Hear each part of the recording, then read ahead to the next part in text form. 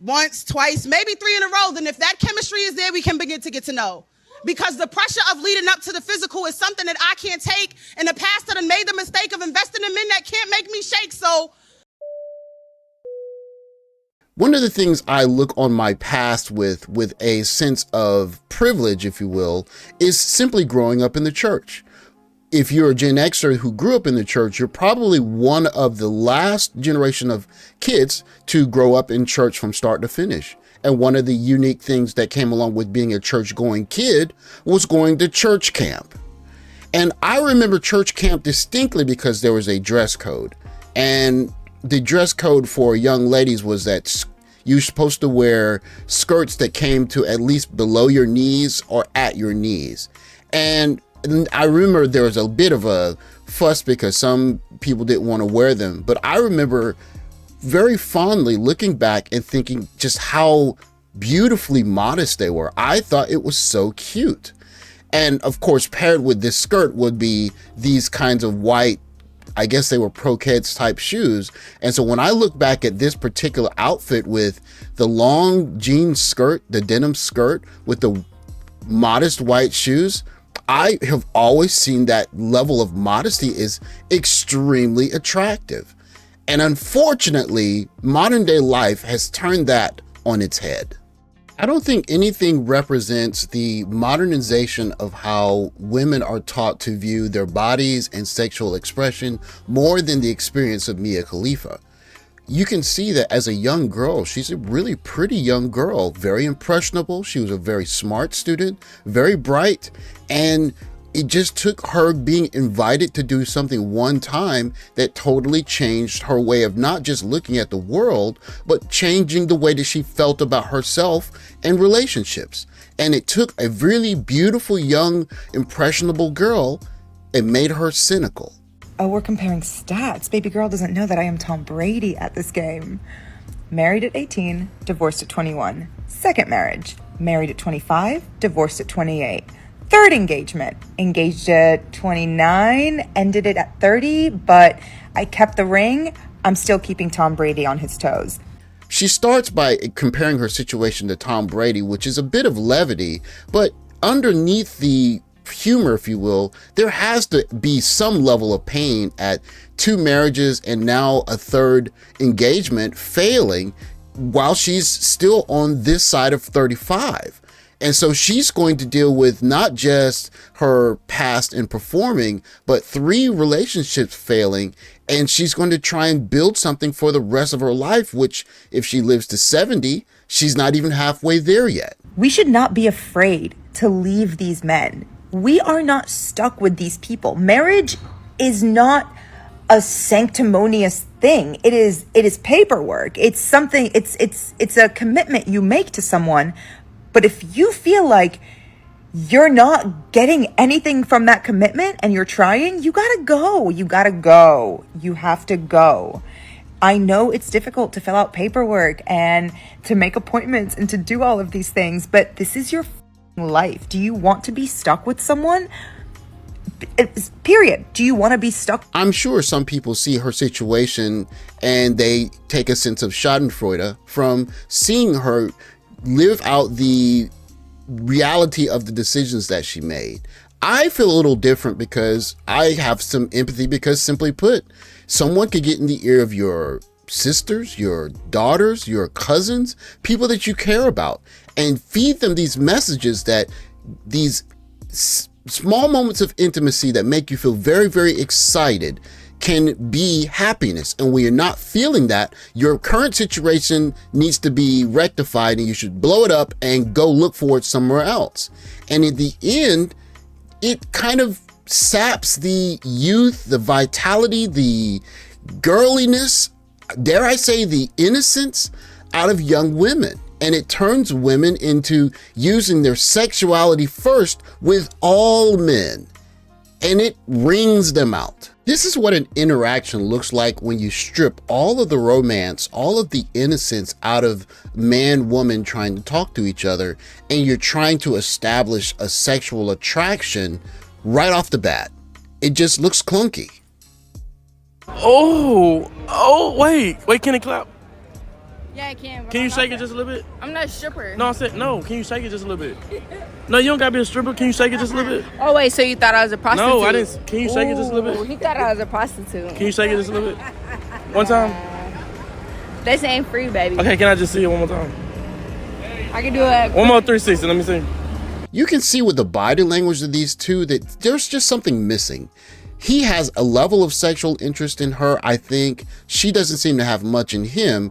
And so after she shows herself off, it's almost like she's wondering to herself, why am I revealing myself to this man, or period? And she has to find a way to rationalize it. And you're going to hear the kind of rationale here. I like to let the sex come first. Before we think of things to say, before we dive into our most inner thoughts, let's get the out the way. See, for me, bad is a deal breaker. No matter if you're smart or you're fine. So before I invest my energy into you, I need to know if it's worth my time. So we might as soon as we meet. Once, twice, maybe 3 in a row. Then if that chemistry is there, we can begin to get to know. Because the pressure of leading up to the physical is something that I can't take. In the past, I done made the mistake of investing in men that can't make me shake. So if you listen to her logic, is similar to Mia Khalifa's in that it's almost kind of reverse engineering from the end result, which is I am where I am now. I've been with a variety of men. And so instead of prizing my body, I'm going to prize how much I care about you, or I'm going to prize how happy I am in the current situation. And giving my body away is not a big deal at all. And it's unfortunate because there's a cost to that.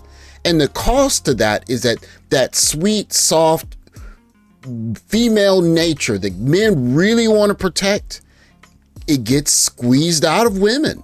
And women turn into entities that are flaunting their sexuality as their main cause of attraction. And it leads to several outcomes, but ones like this. 50 what? 50 what? Years old.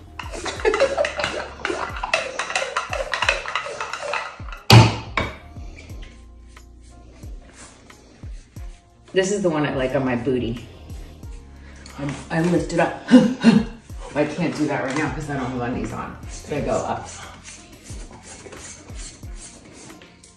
Instead of being with someone that she has been married to for 10, 15, 20 years, single Tracy Ellis Ross is going through a routine like this on a daily basis to try and preserve her youth and beauty because she prioritizes it so much.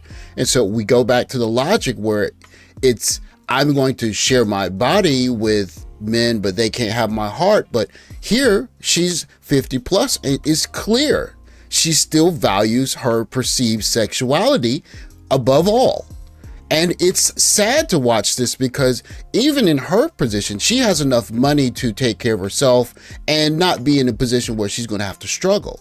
But for a lot of regular women who could have had one man who, instead of showing their sexuality to the whole world, they could have had a man that would have doted on them and appreciated her 55-year-old body and still see the beauty in the body that bore children that had the likeness of the two of them.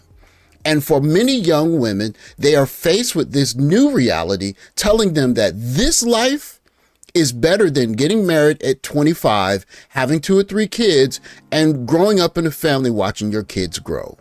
In a way, I see the Mia Khalifa story as a cautionary tale. It's one, a tale for our young daughters or our sisters or cousins because they can see this kind of behavior and think, oh wow, I want to be part of this hyper liberal, hypersexual, have a lot of partners behavior, not knowing what happens at 35. And the other part is what happens if you meet someone who hasn't been exposed to this hypersexual type of nature in terms of media and you bring them back and they get surrounded with daytime television telling them you're not happy, it's just paperwork. The institution of marriage is something that can be done or undone with a couple of strokes on a piece of paper, as Mia Khalifa referred to earlier. It harkens me back to a time where if you just had the option of a woman who was not trying to share herself with everyone and she wanted to be more conservative, there are men, the history of mankind is men are willing to dodge bullets to go to great lengths to protect their one woman who bore children that have the likeness of he and her together and saved himself for just him. And it takes me back simply to this idea that now at the age of 16, 17, 18, young girls are told, you have this present that is yours. Take yourself and wring out every last juice, drop of sexual young vitality that you have. And when young ladies get to the 35, 40 range, they simply don't have that thing that guys are willing to, again, dodge bullets for, run across the lengths of the earth for, get on airplanes for. That softness, that femininity, that caring ability that makes guys go crazy. And one thing that happens when women start becoming beings that guys don't see that in anymore, they either A, want to go overseas to go look for it, or B, take great precautions after they go overseas to make sure that they don't expose their children and their wives to this culture. Thanks for watching. Like, subscribe, comment below. I'll catch you guys in the next video. Take care, guys.